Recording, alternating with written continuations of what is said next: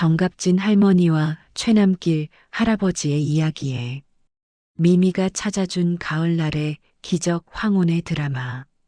가을 햇살이 저물녘 창가에 길게 들이운 오후, 정갑진 할머니는 오늘도 낡은 흔들의자에 앉아 창밖을 물끄러미 바라보고 있었다. 붉고 노란 단풍잎이 바람에 실려 춤추듯 떨어지는 모습이 마치 그녀의 시간처럼 허무하게 느껴졌다. 수십 년 전 지병으로 갑작스레 남편을 먼저 떠나보낸 뒤 넓고 조용했던 집은 이젠 숨막히는 정막으로 가득했다. 자식들은 모두 바다 건너 타양에서 각자의 삶을 꾸려갔다. 큰아들 정우는 미국에서 성공한 사업가로 바쁘다는 핑계로 명절에도 얼굴 한번 비추기 어려웠고, 막내딸 미영은 캐나다에서 결혼해 정착한 지 오래였다. 가끔 오는 국제전화 몇 통과 두툼한 송금이 그들의 안부 전부였다. 할머니는 그들의 마음을 이해하려 애썼지만 가슴 한켠에 자리한 깊은 외로움은 가을바람처럼 시렸다. 따뜻한 온기가 그리워질 때마다 그녀는 낡은 앨범을 꺼내 젊은 날의 빛바랜 사진들을 쓸어보곤 했다. 그녀의 유일한 위안이자 이제는 가족이나 다름없는 존재는 동네 길고양이 미미였다. 윤기 흐르는 새까만 털에 영리한 초록 눈을 가진 미미는 할머니가 붙여준 이름처럼 작고 소중한 존재였다. 할머니는 매일 아침 저녁으로 미미에게 밥을 챙겨주며 소소한 이야기를 들려주었다. 미미야, 오늘은 동네 김씨 아줌마가 어째 그리 기운이 없던지. 그녀의 목소리는 누구에게도 닿지 못할 이야기를 미미에게 털어놓을 때 비로소 생기를 찾았다. 미미는 할머니의 다리에 부비적거리거나 무릎 위로 폴짝 뛰어올라 골골거리는 소리로 답했다. 그 작은 온기만이 할머니의 얼어붙은 마음을 녹여주었다. 그날도 할머니는 평소처럼 미미에게 밥을 주고 가을 정취를 느끼러 산책길에 나섰다. 울긋불긋 물든 산책로는 고요했고 낙엽 밟는 소리만이 바스락거렸다. 미미야, 미미야, 오늘은 어디 있니? 습관처럼 미미의 이름을 부르며 두리번거렸다. 평소 같으면 발소리만 들어도 저만치서 나타나 재롱을 부렸을 텐데 오늘은 영 보이지 않았다. 할머니의 마음속에는 설명할 수 없는 불안감이 스쳐 지나갔다. 혹시 다친 건 아닌지 아니면 무슨 일이 생긴 건 아닐지 걱정이 앞섰다. 발걸음을 늦추고 주변을 살피던 할머니의 눈에 저만치 도랑길 옆에서 자신을 빤히 쳐다보는 미미의 모습이 들어왔다. 그 작은 그림자에 할머니의 얼굴에 화색이 돌았다. 어이구, 이 녀석 할미가 얼마나 찾았는지.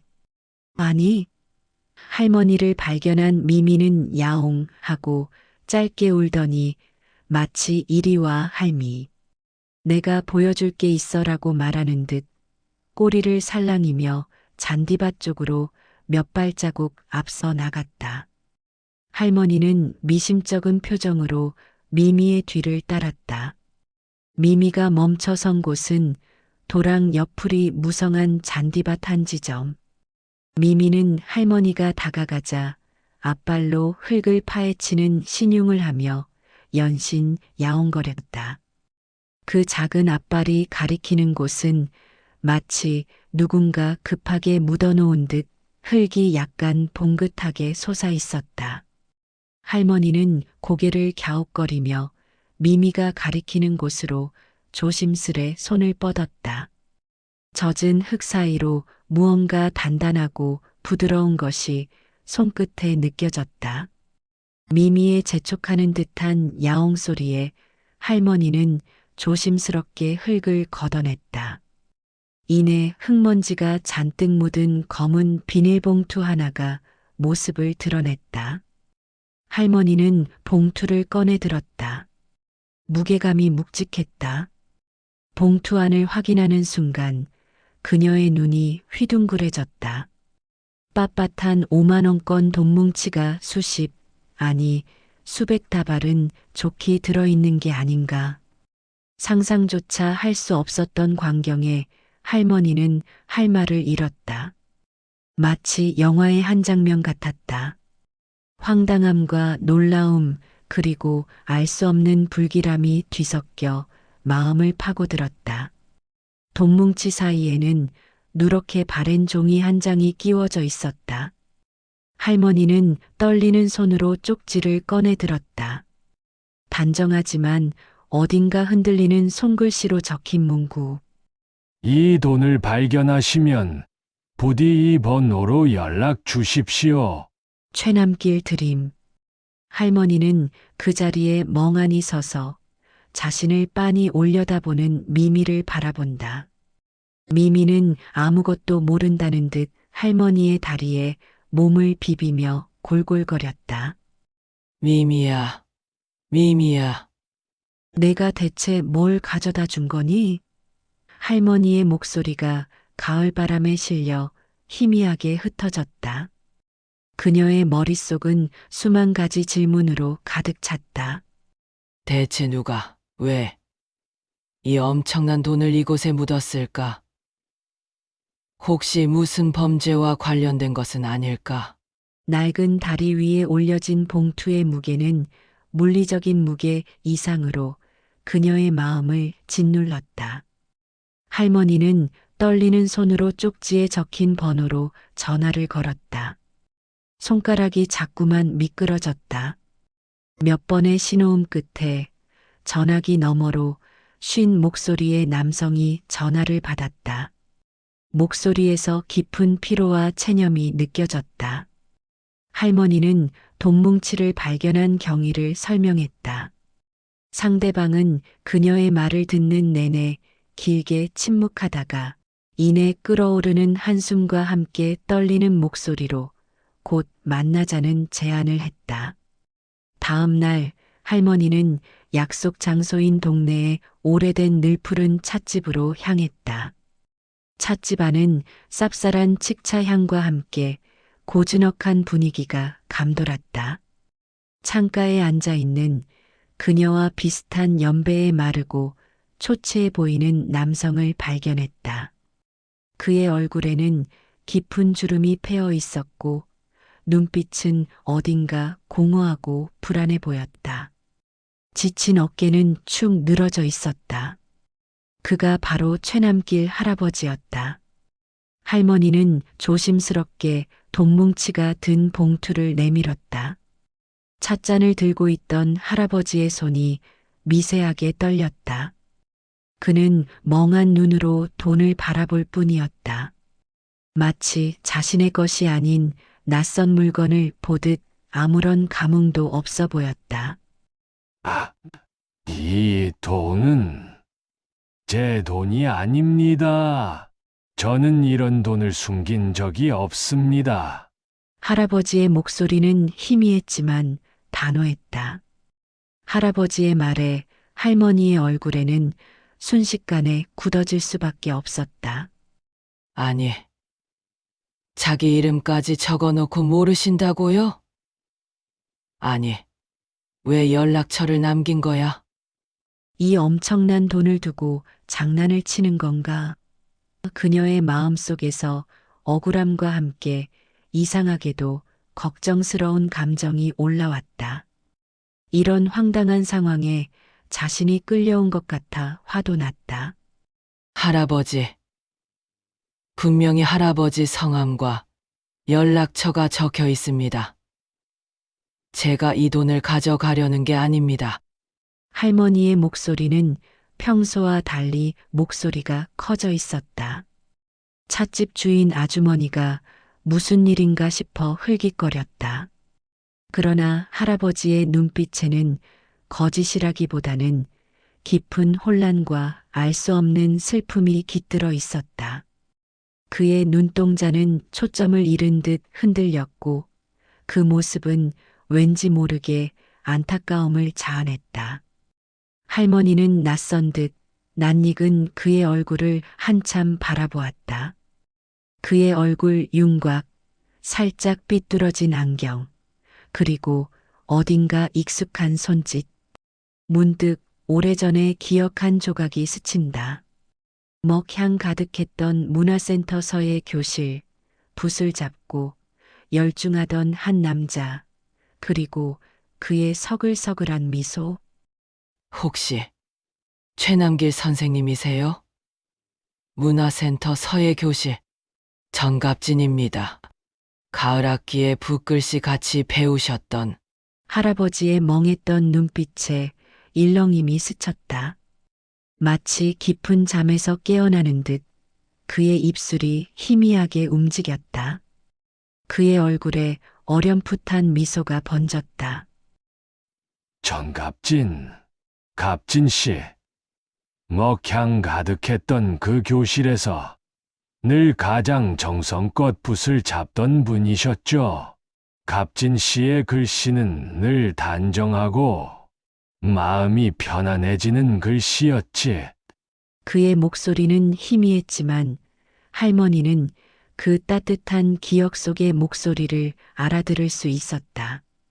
황당한 동뭉치로 시작된 낯선 만남이 잊고 살았던 인연의 끈을 다시 엮는 순간이었다. 돈을 찾으러 온 할아버지와 돈을 발견한 할머니는 수십 년 전 동네 문화센터 서예 교실에서 한 학기 내내 나란히 앉아 글씨를 익히며 친하게 지냈던 사이였던 것이다. 당시에도 그는 자상하고 유쾌한 사람이었다. 할머니의 감정은 순식간에 혼란과 기이한 감동으로 바뀌었다. 찻집 안의 소란스러움은 사라지고 두 노인의 눈빛 속에서 아련한 과거가 교차하는 순간이었다. 그날 이후 할머니는 최남길 할아버지의 사정을 자세히 알게 되었다. 그의 이야기는 한 노인의 비극이자 현대 가족의 어두운 단면을 보여주는 듯했다. 최남길 할아버지는 몇 년 전 평생을 함께했던 아내를 지병으로 먼저 떠나보내고 홀로 남았다. 아내의 빈자리는 너무나 컸고 그의 삶은 의미를 잃어가는 듯했다. 그에게는 두 자녀가 있었다. 큰아들 최민주는 대기업 임원으로 늘 바쁘다는 핑계로 명절에도 얼굴 한번 비추기 어려웠고 전화 통화는 비서실을 통해서나 겨우 연결될 정도였다. 딸 최수연은 미국에서 의사 남편과 결혼해 정착한 지 오래였다. 가끔 오는 국제전화 몇 통과 두툼한 용돈 송금이 그들의 안부 전부였다. 그러던 1년 전 최남길 할아버지는 자신이 치매 초기에 접어들었다는 충격적인 진단을 받았다. 주치의인 박 원장은 조심스럽게 기억력 감퇴가 시작되셨지만 초기이므로 관리하면 진행을 늦출 수 있습니다라고 설명했지만 할아버지는 자신의 삶이 끝났다는 절망감에 사로잡혔다. 이 소식은 곧바로 자녀들에게 전달되었다. 최민중과 최수연은 마치 오랜 시간 기다렸다는 듯 한국으로 급히 귀국했다. 아버님 건강하실 때 미리 재산 정리해 두시는 게 좋으세요. 요즘 보이스피싱도 많고 어르신들 홀로 계시면 위험합니다. 저희가 잘 관리해 드릴게요. 그리고 요양원도 저희가 알아본 곳이 시설 좋고 최고급입니다. 민준의 말은 번지르르 했지만 그 속에는 차가운 계산이 깔려 있었다. 그는 아버지의 재산을 팔아 자신들의 사업 확장에 보태고 싶어 했다. 수연 역시 아버님 건강이 최고죠. 저희도 너무 걱정돼서 그래요. 라며 애써 걱정하는 척 옆에서 거들었다. 그러나 그녀의 눈빛에는 유산에 대한 기대감이 역력했다. 할아버지는 자식들의 속셈을 모를 리 없었다. 자신이 평생을 바쳐 근검절약하며 일군 재산을 탐내는 자식들의 모습에 할아버지는 극심한 분노와 배신감을 느꼈다. 이 돈은 내가 평생 모은 피땀 어린 돈인데 너희들이 멋대로 할 수 없어. 그는 격렬하게 반발했지만 이미 판단력이 흐려지는 그에게 자식들은 재산 정리 서류를 들이밀며 강요했다. 변호사까지 대동하여 그를 압박했다. 결국 그는 자식들에게 돈을 빼앗기고 요양원에 갇히는 삶을 피하기 위해 최후의 수단을 택했다. 자신이 평생 모은 재산 중 가장 큰 뭉치를 몰래 숨기려 했던 것이다. 깊은 밤 그는 지팡이를 짚고 몰래 집을 나섰다. 어둠 속에서 차가운 삽으로 흙을 파헤치고 검은 비닐봉투에 든 돈을 묻었다. 그의 손은 떨렸지만 얼굴에는 비장함이 가득했다. 이제 아무도 내 돈을 건드릴 수 없어. 내 자존심만은 지킬 수 있어. 그의 마음은 복잡했다. 하지만 안타깝게도 그는 이미 치매 초기 상태였고 돈을 묻은 사실 자체를 까맣게 잊어버린 채 몇 달을 헤매고 있었다. 돈이 사라진 것을 알게 된 자식들은 온 집안을 뒤지며 서로를 탓했다. 아버지가 분명히 어디다 숨겼을 거야. 치매 초기라더니 벌써 돈 욕심만 남으셨나? 민주는 아버지를 노골적으로 의심했고 수연 또한 혹시 병원비로 다 쓰신 거 아니야? 아님 누가 꼬드겨서 라며 아버지를 비난했다. 할아버지는 자신이 뭘 했는지 기억하지 못하는 고통 속에서 자식들의 날선 비난까지 감당해야 했다. 그는 서서히 모든 것에 대한 의지를 잃어가고 있었다. 할머니는 할아버지의 이야기를 들으며 눈물을 참을 수 없었다. 자신과 다를 바 없는 깊은 외로움, 그리고 늙고 병든 몸으로 가족에게조차 버림받는 듯한 서러움이 그의 삶에도 고스란히 투영되어 있었다. 이 돈은 단순한 재산이 아니라 한 노인의 마지막 자존심이자 외로웠던 노년의 아픔이 담긴 처절한 조각이었다. 할머니는 그의 손을 꼭 잡았다. 그들의 손은 주름졌지만 서로의 아픔을 보듬는 따뜻한 온기가 흐르고 있었다. 할아버지, 저를 기억해 주셔서 감사합니다. 이제 제가 할아버지 곁에 있을게요. 이 돈도 할아버지 여생을 편안하게 보내는 데 쓰여야죠. 할머니의 목소리에는 깊은 공감과 함께 말할 수 없는 연민과 단호함이 담겨 있었다. 그녀는 최남길 할아버지의 법적 조력자가 되기로 결심했다.